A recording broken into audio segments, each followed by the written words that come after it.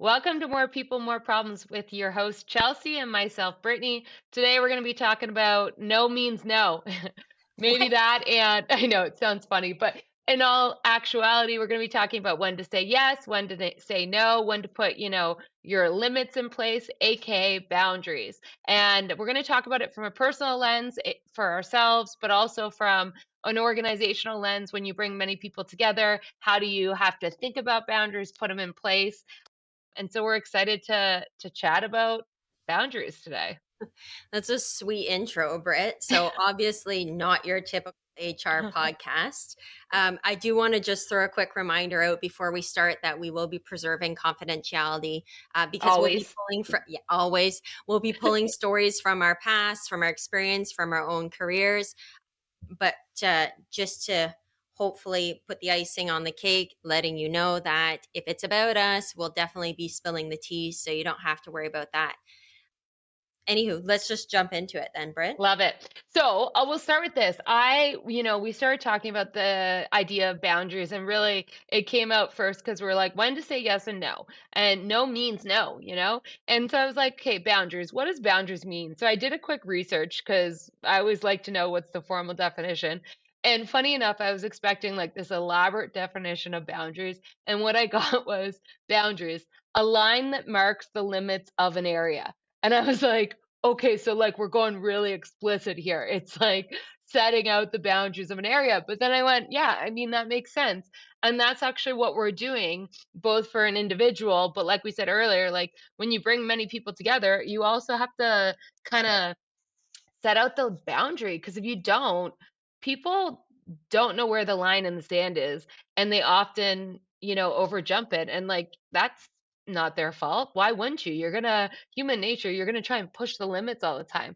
So I guess for you, Chelsea, I'm curious boundaries, how does that show up in your life when you think about, once again, a line that marks the limits of an area, aka area being Chelsea? Seems like very like math related, but I guess it's not. But for me, boundaries, I'm really great with boundaries in my Yeah, personal you are. life, not so much in the professional life. I've only really just learned, about my own boundaries in a professional setting, so to speak.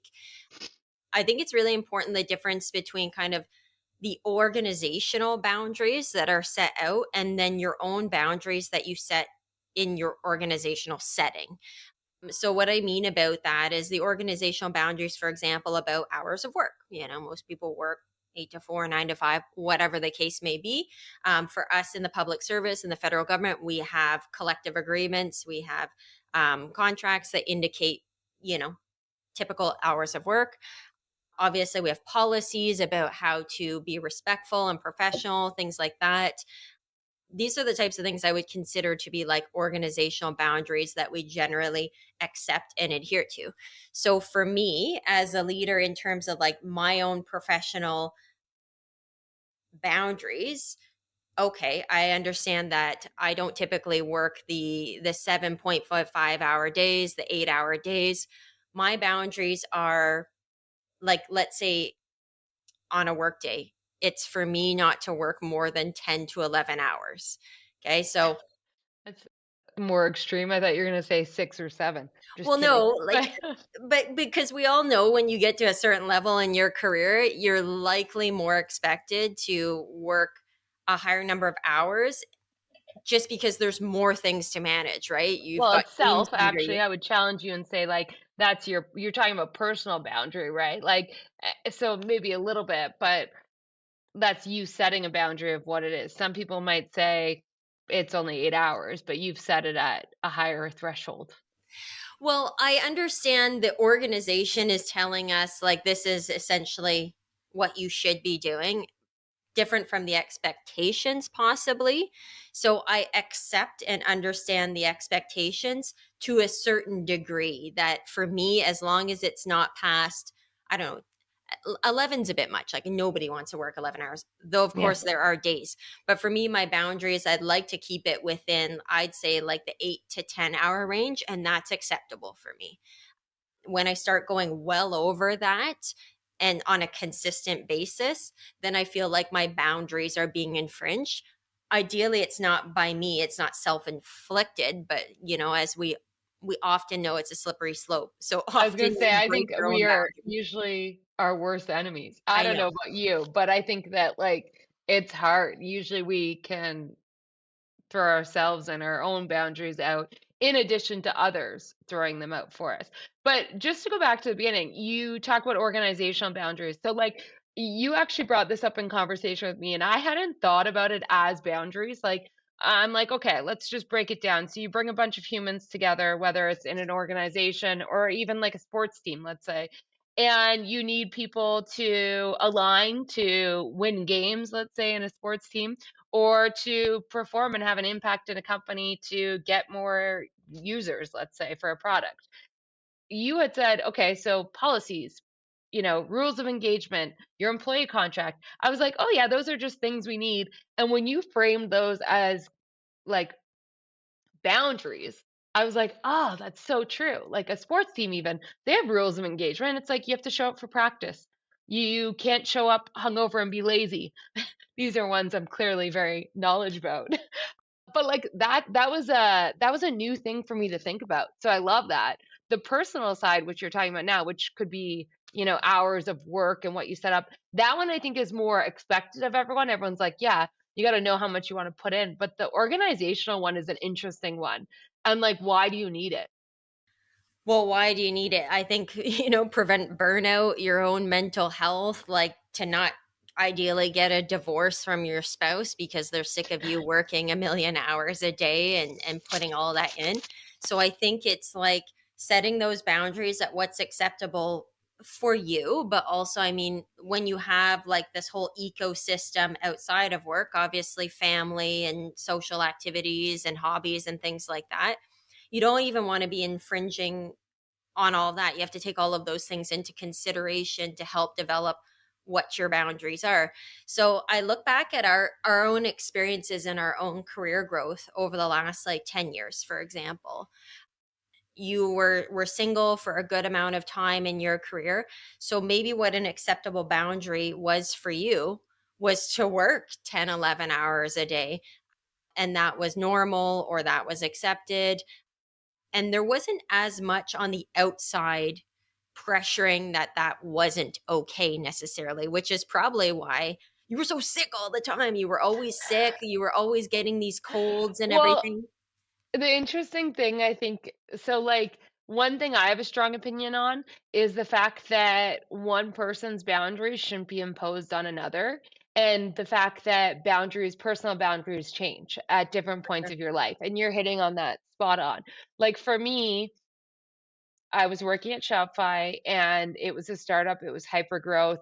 I was in a role very often that was bigger and had higher expectations than I necessarily was able to do because I was doing it for the first time. And that's not to say I didn't do a good job. I think I did a stellar job, but it required a lot of effort and time. And so, to your point, I was single, I had the time, and I chose to put that into Shopify. I ate, slept, breathed Shopify, and I loved it, and there was so much good, and it was hard, and it was all that. But that was my limit of what I knew. But even at that time, I had my boundary, which was Monday to Friday, I will work ridiculous hours, nonstop. And actually, usually Sunday I would too because I would prepare for the week. But give me Saturday. Saturday was like my no touch zone. And even Saturday and like Sundays, a lot of the times, it was like that was me. That was my limit. If I didn't have those 2 days, because that happened at times when things were going through, whether it was an acquisition or different, business challenges or opportunities. And when I didn't have that, my limit was broke and I wasn't a good enough version of me to help even the company. And so that was one very early on I had. But to your point, I didn't actually have a lot more than that. And so for that reason, I think I needed more boundaries. And because I wasn't setting those limits and saying no to things, I was just always getting sick because I was so worn down. Like I was sick, gosh, I was always sick. It was sad. Felt like every month you were down with some cold or flu or like pneumonia or like strep or something. Like I'd never seen like known anyone to get as sick. You always got sick. And I'm I like, you're know. so run down. Like between the heavy work hours, the constant Yeah. travel, the stress, obviously, it really does take a toll. And I think, you set boundaries that you felt were acceptable for you at that period in time. In hindsight, you're probably looking back and going, I should have adjusted those down even further because, Well, I think so when you set boundaries, essentially, like if we just break it down to the steps at which it happens, it's one, you become clear and self-aware to what you need. And so then with that, you're able to put some limits around yourself based on those needs and wants. And then from there, you're able to communicate it. And then you're able to create a feedback loop when people break it or else when they honor it. And so, like, at that time, I didn't have self awareness or clarity. I didn't communicate because I obviously didn't know what I even needed. And then because I didn't communicate, people were just asking me for everything under the sun, and my answer was always yes. So mm, talking about like when to say yes and no, my answer was always yes.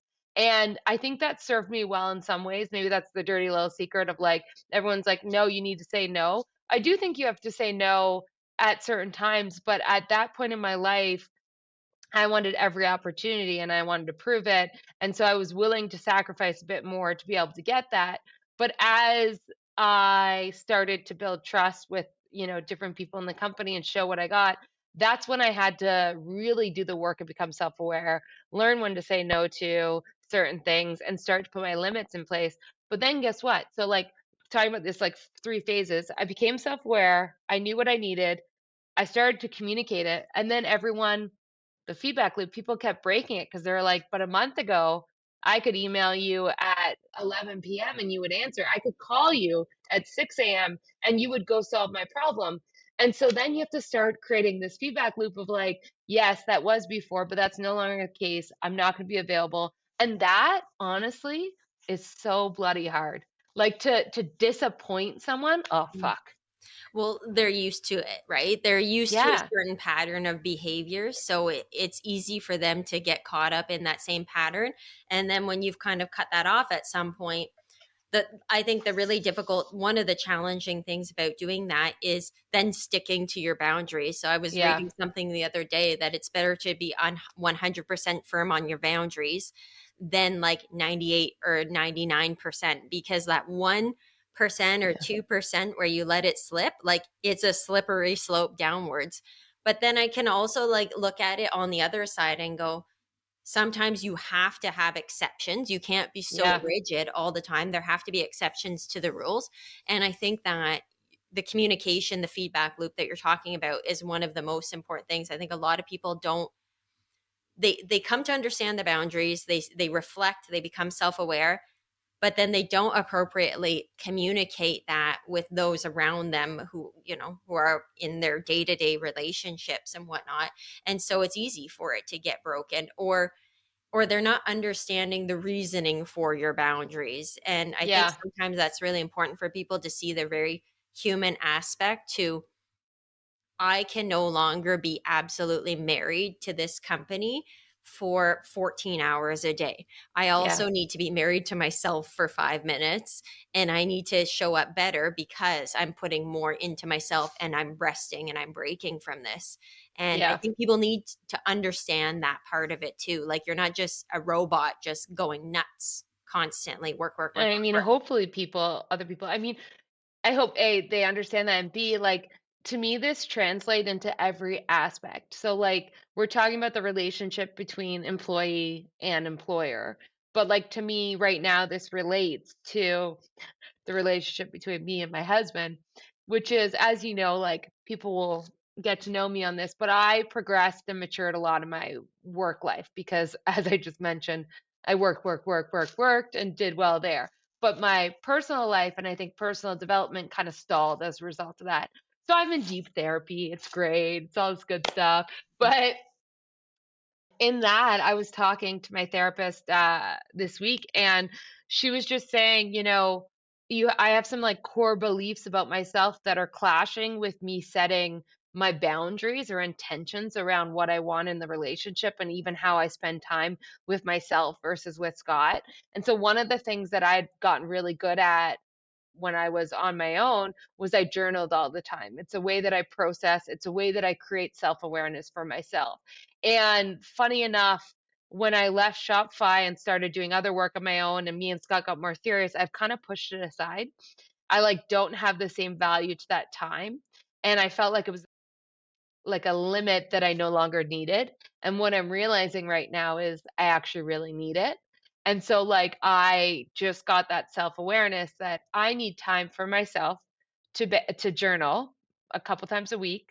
And like I need to just have my space and like be alone and be able to do it. And now I'm at the point where I have to like communicate that to Scott of like, hey, just so you know, he's not going to give a shit, by the way, but I need to say it out loud that like if you don't see me in some of the mornings, I'm off. Don't bug me because I'm just having some alone time and journaling, and that's what I need to help reflect.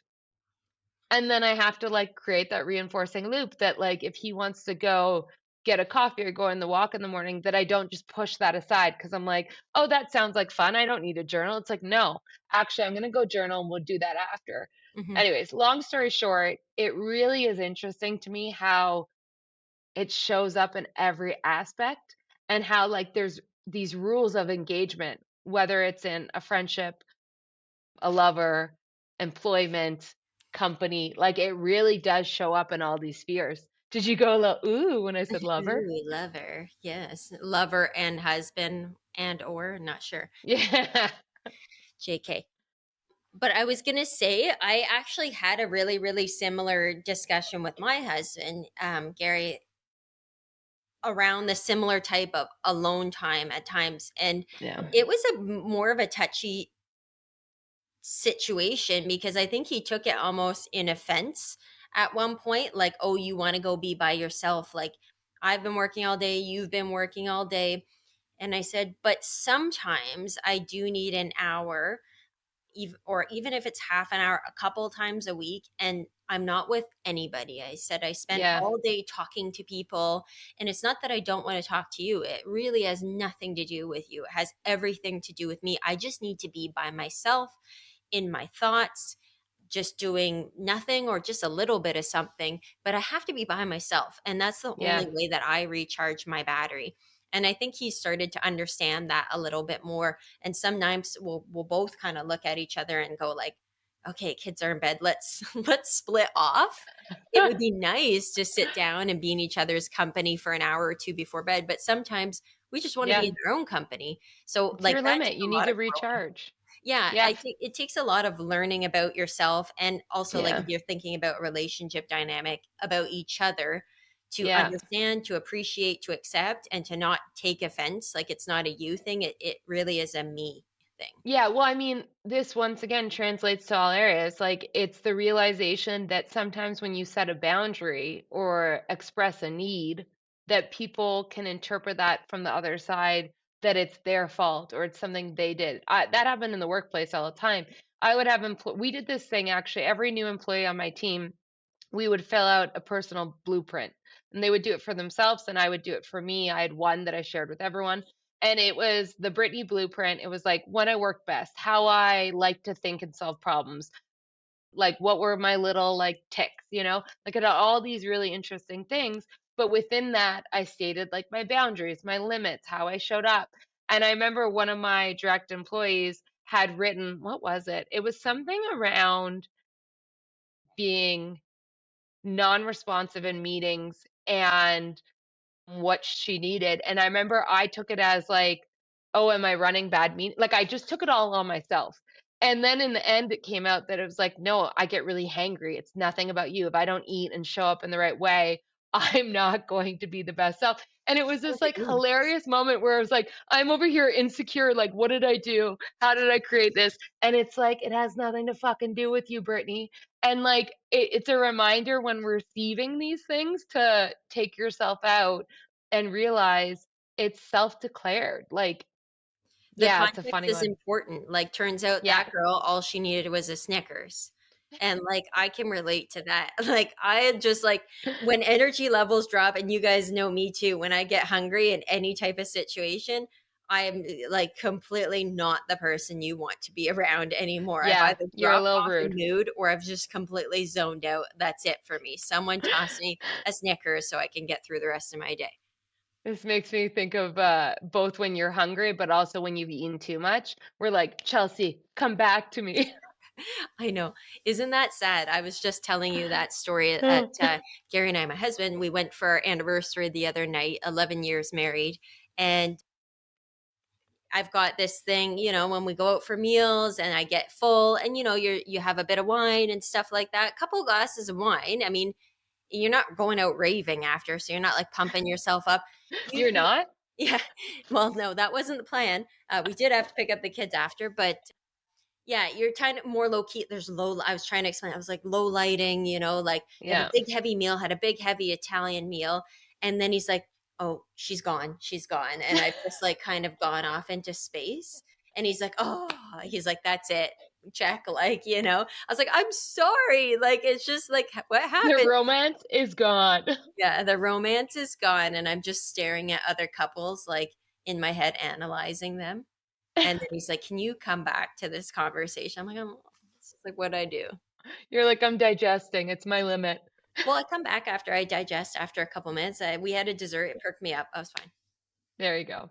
Okay, going back to boundaries, like when to say yes and no. I have a good example of during my time when I did an actual activity of trying to figure out when to say yes and no. So I thought I'd share that, but I would love to also hear from you Hmm. if you have any as well. But Sure. mine was, I remember at a certain point in my career, actually, we had just taken Shop by Public, and I think that gave me perspective that we had hit a milestone that I always wanted to hit.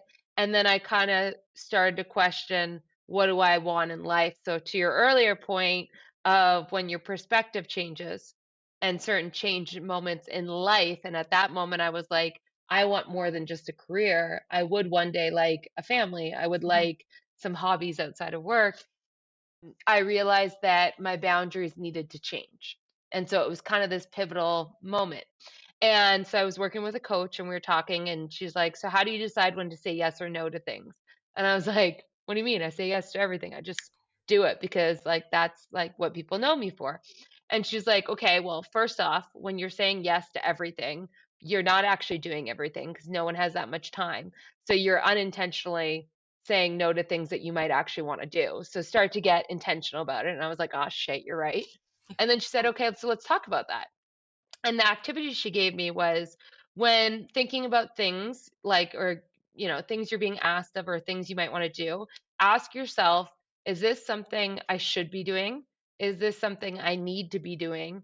Or is this something I want to be doing? And so, like, we all have things that we need to do in life. So I'm going to take that out of the equation. And I would hope that everyone has a good judgment of what a need to do is. But then if you look at what I should be doing versus what I want to be doing, should is generally an external pressure. It's something that you've taken from the outside world and put on yourself. And it usually has a lot of shame, Yeah. blame, guilt. They're generally bad intentional things of doing it, whereas I want to do this is very internally driven. It's things that bring you joy. For me, that was things that involved me growing, having an impact, working with people I really like working with.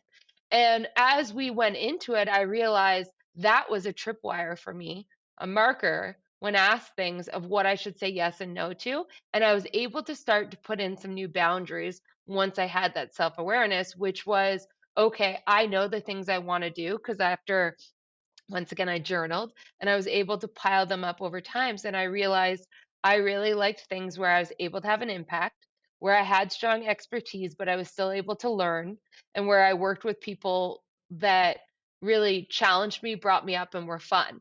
And I felt like I should do the things where, like, it was cleanup crew Brit coming in, where put more time into it and you'll just get it done. And that was all these external things. And so my boundary then allowed me to say, no, I'm not doing those things. And here's why. And yes, I'm doing these things. And let's reinforce that with a feedback loop to let me do more things. For me, it was like so extremely valuable at that point. And funny enough, it's kind of come back in life once again about on a personal level of like should versus want and where are all those voices coming from. So a question about the shoulds. Yeah. Were the shoulds always what you think? I know you said that they're externally Ex- motivated, but were they always what you thought you should doing, or a combination of what you thought you should be doing slash other people also thought you should be doing them? I would say it was more the former, but like the other people obviously influenced. Like, let's say on the exec team, no one wanted to deal with IT because IT was a problem area. We had to hire, it was a mess. So no one wanted to do it. And everyone else was like, I'm out. And I was like, well, I'm a team player. Like, I should do that. I should lead it. And everyone's like, yeah, Britt, you really should. They're saying that because they don't want to do it.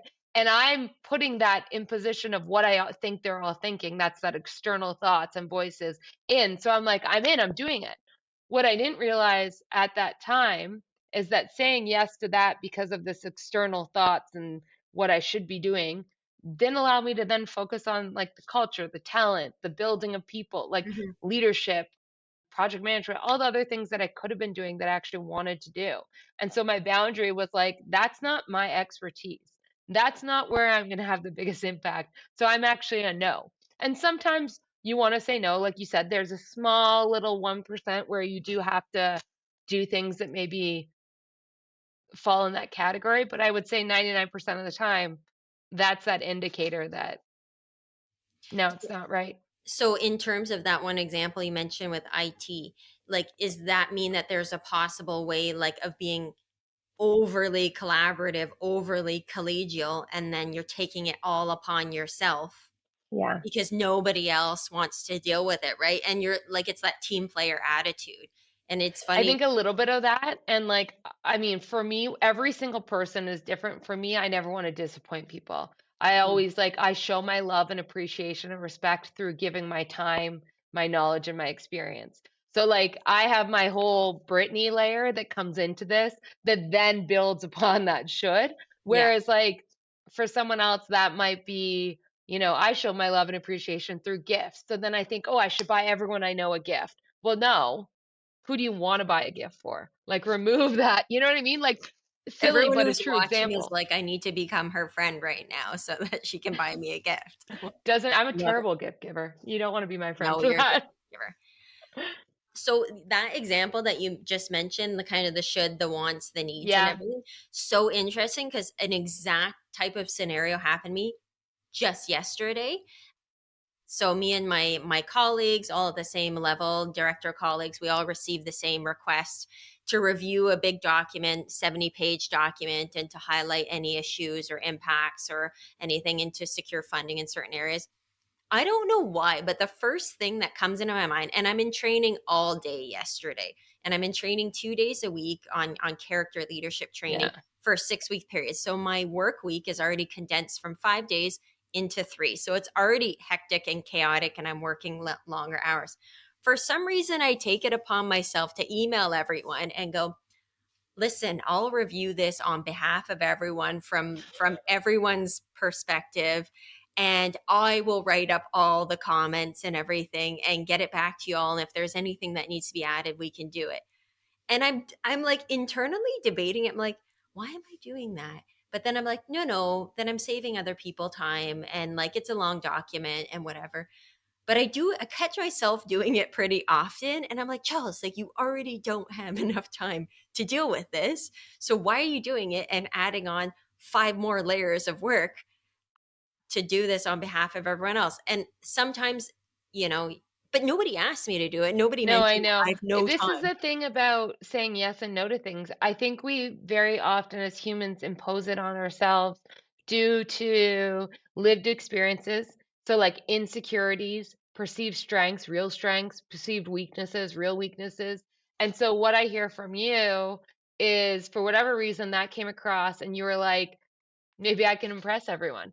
Like, I know maybe. I can do it. You're really good at that stuff. So, like, that doesn't surprise me that your skill would fit that. But, like, what was it for a validation? Like, I what don't was know. it taken away? Because to me, just knowing your schedule right now and how much you're in training and then still have a job to do and then also have a life with a husband and kids, Mhm. like that exercise of what you just committed to is taking time out of one of those things. And so your boundary was probably some one of your boundary, I'm assuming, was crossed and you did it to yourself. I violated it. I violated myself in this case. But like I did kind of go back and forth. And I was like, did I do the right thing? Did no? It saved everyone else some time. Everyone was going to have to read it. Maybe not everyone was going to have to do it. And yeah, maybe it's something to prove. Maybe it's because I feel bad for my colleagues having heavy workloads, and then I'm like, oh yeah, I do too. Okay, no, it's Yeah, not. It's just like whatever. But I want to something get to noodle over. yeah, seriously. I was going to mention a little boundary example of my own. Yeah, And mine's like in the last 6 months or so. And I was mentioning I haven't been that great in setting kind of work related boundaries. It's really only been something I've yeah, hence developed your over the last last, story. yeah. Oh, yeah. Until they get severely broken. And then you're like, whoa, I actually had boundaries. And that's what they are. Mine's probably been the last couple months. You know, you get asked to take on another role, maybe on top of something that you're already doing. Yeah, Sometimes you feel these pressures, you know, you go, yeah, but you're hesitant, you're worried, and you're like, oh my gosh, I'm not even sure how I'm going to manage this. You go ahead and yeah, do it anyways. And then you get hard into something like weeks down the line, and you're working 12 to 14 hours a day, yeah. working like weekends, obviously, you know, husband's on my back, the kids are on my back, I'm It really exhausted. is like a scope creep, isn't it? Like, just to, like, highlight that, like, it starts small, but it can bubble and balloon and a balloon, like this example Oh, sounds like. well, it's like this one day I was driving into the office because we are obviously going into the office more and more. And I was on the highway and I just like break down crying. And I'm like, why am I crying right now? Why am I so stressed out? You know, I'm stressed out. I was trying to get the kids out and out the door and to school. And then did I have all my things? Did I have like, Yeah, am I ready? Am I going to be late for my meeting? And I'm like calling Gary, my husband, and I'm like crying. He's like, okay, you need to calm down. Like you're driving right now. You're on the highway. be safe. Yeah, be careful, but obviously we need to talk about this later because he's like, I've been telling you for weeks, like it's too much. You're at a brink and you keep telling me no. He's like, clearly, you know, it's a yes at this point. Yeah, And I think that kind of, I mean, I was in a very emotional state. I'll be super honest. I went into work and I had to lay it out right off the bat to my colleagues and to my boss. I go, I can't do what you're asking me to do right now. I think I have the skills in order to do these things. I don't have enough hours in the day to do it yeah, all. It's just too much. And me, like my boundaries in terms of like the work day, like I said, reasonable work day for me, if it lands anywhere between 8 and 10 hours, because I wake up early. I wake up before everyone else does. And I'm so happy to work early in the morning.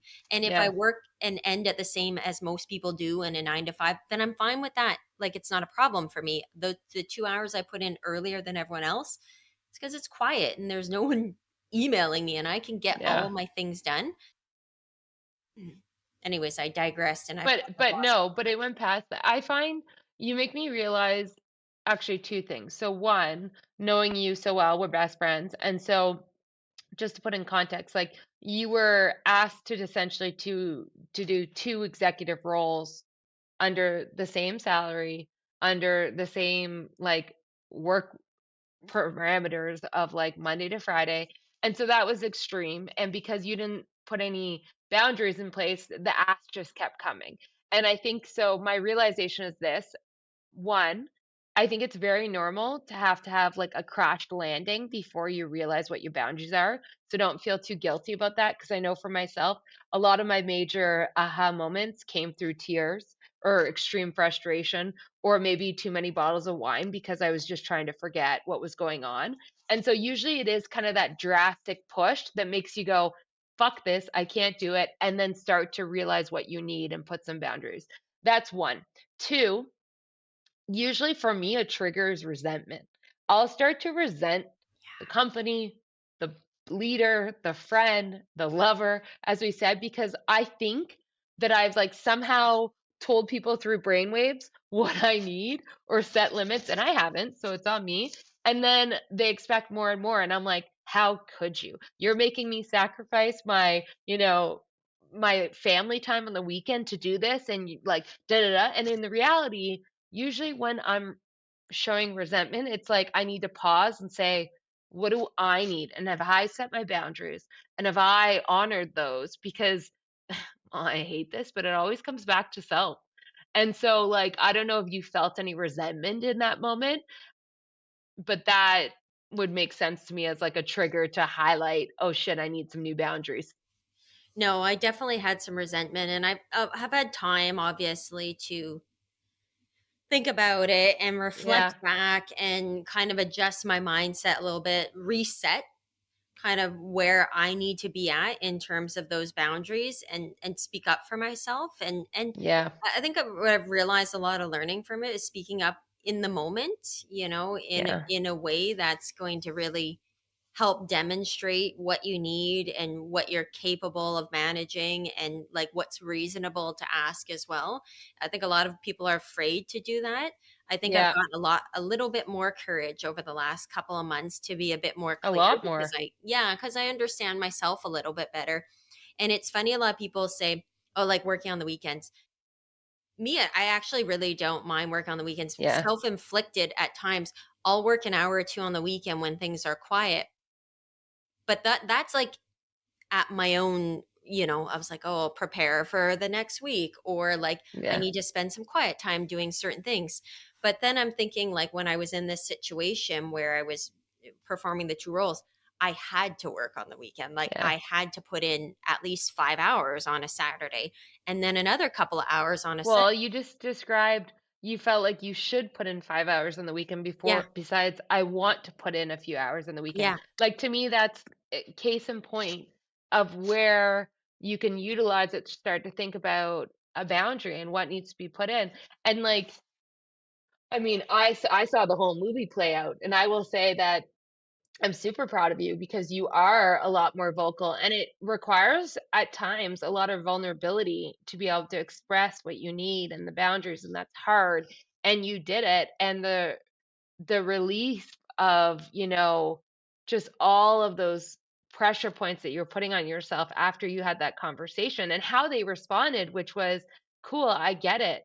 Let's get you back on track to doing your one job really well. And like it was amazing, like it all worked out. It And did. so sometimes we're so fearful of what it could be, fearful of the vulnerability it's required to go into it. And then you do it and you're like, oh yeah, like that worked well. And it worked really well. And no, it did. And thanks for, like, obviously those kind words. It was a tough time, and I had a lot of great support from all over, people who were encouraging me and helped me kind of grow Yeah. through it and understand it a little bit better. It's hard when you're in that situation Yeah. to step outside of it and go, like, what do I need right now? And how can I change the situation that I'm in? Sometimes you need those outside voices to come in and help you to recenter. 100%. You need perspective. Yeah. That's why it's so good to have a village of people around you, whoever you choose to be in your village. I think we all need it. And that's what helps, share a new reframe. And I mean, hopefully that's what we continue to do in this podcast too, which is, like we said, more people, more problems. That's like, ain't that the truth? And with that, let's talk about how to get through it and how to support each other and how to, just become stronger humans and remove some of the problems. But 100%. yeah, maybe that's the perfect cue to grab a glass of wine. To grab a glass of wine. Let's do Okay, wine time. it. So here we are back with wine time. Oh, she's already got her glass there. I also have a glass, but it is not a rosé, it's a white. You're doing the review, I'm just drinking. Yeah, you're just drinking some other. Well, you should have rosé. You're in a beautiful, warm, balmy climate. You're a couple hours earlier than I am, so it's perfectly reasonable for you to have a rosé. I took so it's just a little simple one, little Ontario wine. It's in it, Represent. yeah, Inniskilin. It's the late autumn Riesling. I do often actually drink this wine. It's on the sweeter side, but You funny, like a sweet wine. yeah, and I do too, but funny enough, over the last 4 months or so, I'm kind of going slightly off of the sweeter wines, Yeah. and not like full dry, but like lately I've been experimenting with some of the Pinot Riesling mixes, Hmm. and I've been enjoying that, or just going Pinot. But I this was one of my go-tos for like the longest time because I really do like a sweeter wine. So like if What's okay? So give me a ranking, 1 to 10. a ranking, well, if you'd have asked me 5 months ago, I probably would have told you this is like an 8.5 for me. But Ooh. it's not expensive. I think it's like $14 or something Yeah, like that that. raises up the ranking. If it's tasty and cheap, here we are. Yeah, yeah, it's tasty and it's cheap. It's Ontario, so I obviously Niagara, so it's local, so I like that as Yeah. well. I do try and support local. That's my plug, support local. You're Um, like, if we're gonna get some fundraising in the future, sponsorship, that's the right word. support local. Like local. Local. So, anyways, and it's not that the wine quality has decreased at all. It's probably my tastes have matured a little bit, as you know, things change over time. Yeah. So I'm probably more at a 7.5 now, not at the wine's Okay. fault. I'm sure there'd be Oh another goodness. Inniskilin wine in a Pinot that I would probably give it that nice higher ranking, because I'm looking for a little bit less sweet nowadays. Okay. I gotta try it. I don't think I have tried that one. Well, I probably drank it at your house, let's be honest. So You're I too maybe have. I money just to can't be rank. buying bottles like this, Brittany. Like, yeah, I that's love it. way below your price point. Shut up. No, you don't. I love a good deal. I love a Listen, good deal. the way you keep money is by not spending it. Yeah, seriously. Okay, Okay. so you're at my house in Ottawa. I'm Yes, jealous. I miss that house. I'm in your house. It's nice and quiet, checking on your packages and stuff like that. We had a little story about that, obviously, and your upcoming We tickets for bought your tickets to go to a tournament here in Arizona, Waste Management. It's a golf tournament. Me and my hubby are very into golf. And this is the funnest one because, like, the title really is what the tournament is. It's just a bunch of people very drunk, all watching amazing golf. It's a time. And anyway, so Scott got tickets through like Ticketmaster, but they only send to your home address. So they sent to Ottawa, and now we're trying to get them there, but we can't because they didn't leave them. You needed a signature. And so I don't know what we're going to do. But this to me, this is a husband problem. This is a Scott challenge. This sounds like a Scott issue. Yeah, not And me. if he doesn't fix it, he's going to feel the repercussions Yeah. It's some. for his birthday. Oh, for Christ's sake. I He know. bought his own birthday gift? Is Well, that I what got him gifts. This is just the experience that he wants to do on his birthday. got it. He's lucky that I allow it. No, I'm just joking. It's So gonna be fun, but yeah, this is what he wants to do. so you may have some friends who attempt to help you MacGyver these Yes. tickets to I mean, Arizona if and anyone has convince tips you on how yeah, to pick up a UPS package without having ID ID. without having the idea of the address that they were delivered to, let Exactly. us know. Put it in the chat. Just kidding. There's no chat. Put it in the comments. Just kidding. There's still Text no us. comments yet. Anywho, I wanted to mention something. I was watching a fun, like, in the night before I go to bed, I go through Instagram and Facebook because I'm just like zoning out looking at stuff. And I saw this fun reel that I just like cracked up laughing. And I sent it to a couple of friends of mine that have kids. I didn't send it to you, but now I'm telling you now. Like the point that you made earlier, it takes a village, and Yeah, everyone yeah. mentions that, like, it takes a village to raise a child and everything, and everyone says it, and like, yeah, yeah, okay. I was watching this reel and I was like dying laughing. She starts out, she's like, it takes a vineyard. No, it takes a village to raise a child. And that just like pinged on me when you were just mentioning that. Cause I sent it to like three people, some of whom who are new mothers, or some of them are seasoned That's mothers. And I funny. was like, this is so accurate right now. I And thought you were I gonna was say cracking something up. along the lines of like, because everyone needs to know that Chelsea is essentially part of my family. And so my parents often help with your kids too. Not often, but they are like Yeah, they they do. love to. And like my sister's also your best friend and we're very close knit. And so I thought when you're gonna say, yeah, my village, and you're gonna say, it's your village. Fair. It's our It's village. our village. Yes, we have Yeah. the same we have a very same similar village. This is true. Your parents do help me and your sister and everyone's all the emotional support systems are all there. But anyways, I just saw that reel the other day. I was cracking up. Takes a vineyard. Takes a vineyard. Usually I'm laughing at some sort of animal, puppy, cat, kitten You type. send me the weirdest I TikTok, know. I Instagram. I like my algorithm is so different than yours. I get a lot of products like shopping. I get a lot of like celebrity gossip, which I feel like is the Katie. Katie, it's like anything else, anything that's going on in the world around celebrity gossip.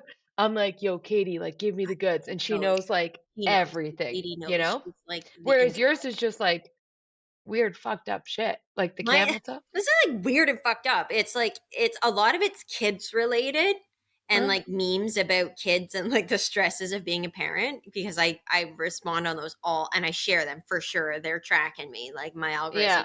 And a lot of it has to do with animals or sometimes both kids and animals together.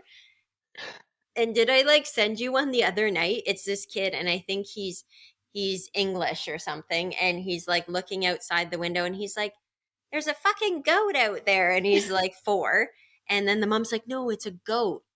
He's like, no, it's a fucking goat. And I'm like just dying because it's like so funny and it's in his accent and everything. And he's just like matter of fact, like it's a fucking goat. And I'm like showing Gary, I'm like, look at this. I'm sending it to as many people as I can. Send it to my mom. I was like, she'll No, love it's this, funny. These are the For things anyone that that doesn't know, Chelsea's husband is British. So he has an amazing accent. And that's probably why you find it extra funny. anything like a child with an accent too is just Any child that hilarious. swears. Have you seen that TikTok trend, which it's like parents, they film their kids and they go like, "Okay, Johnny, you can say whatever swear word you want for the next 5 minutes and then you can't say it and I'm not going to get mad at all." And it's like the funniest TikToks cuz the kids are like, "You can get mad." And it's like these like 2-year-olds or 4-year-olds and they're like, Mom, "No, say no, no." And then they finally like get it, but it's already hilarious up to that point and then they go, "Fucking shit asshole bitch." And they just like blurt it out and then they're like, "Uh-oh, am I gonna get in trouble?" And it's just pure hilarity. Like that. everyone's laughing. I'm gonna send you them. They're so funny. Send it to me. Maybe I'll Yeah. test it on my kids. I would like to see What what the Carter kids says. know. Like Yeah, like exactly. It's like what's the worst swear word you know? like my daughter Chloe, and I think I this maybe used to be me, dropping the old JC bomb a lot, but it's actually Gary who says it a lot, and so Chloe says it a lot. She's like, Christ Almighty. I'm like, oh my gosh, you go to Catholic school. Please stop saying that. Like, I think Gary got it from me. I've like weaned off of it, and now my kids both say drop a JC pretty I've often. never that's never one. I love an F bomb. Love an F bomb. But I that's know. really the where I kind of go. Yeah, I mean, I'll drop an F bomb, a little shit here and there. I love how our wine time is just all about swearing now. Just swearing. Like sometimes you have to just get it out. Like I used to tell people, like, I mean, I used to be really careful around the kids because like they were so impressionable. Whereas the kids, I mean, they're still impressionable. I'm not swearing my head off around them, but like they know sometimes things are said in the moment and it's like Yeah. a frustration and they have more of the more reasoning to go like, oh yeah, I shouldn't say that or whatever. And sometimes you understand when they drop something when they're frustrated too because that's what they see, right? If they were just having everyday conversations with you and just dropping f-bombs and like stuff, I'd be like, It's that's so my funny. That makes me think of the story with my nephew. So I was talking to my sister and he was in the room and I was telling her a story and I was like, da da da, and like then this fucking happened. And like literally we keep going and like 5 minutes later, he looks up and goes, Auntie B, I can't believe you said the F word. And we're like, oh, you're right. Like, buddy, you're so right. Like Auntie B should go in timeout. Like he was probably 5 at the time or 4. And then we were trying to make a point of like, you're right, I shouldn't say it. And then like, okay, we think we put it to bed. And he comes like he leaves the room, comes strolling back, and he goes, I really can't believe you said fuck. And my sister's like, buddy, you can't say that. I know you really want to say the word, but like you don't say it. He was just finding every opportunity. Kills Just me. to get a rise out of you, Oh, and then, like, someone else comes in and, like, Auntie B just said, yeah, like he just wanted to say it himself. I was like, I get it, but like you I can't. just love kids at that age, just exploring their I vocabularies, know. You're personality. right, just mimicking everyone. It's Just amazing. But anywho, I think we've spent enough time on our swear words. Probably we've reached some sort of quota for the episode. talking shit. We've yeah, shit, shit, bitch, ass. Like we're just like getting They're into gonna like kick us off YouTube. yeah, we're gonna get Okay, well, I love you. I will talk to you soon and we'll see you next week. love ya, bye. Bye.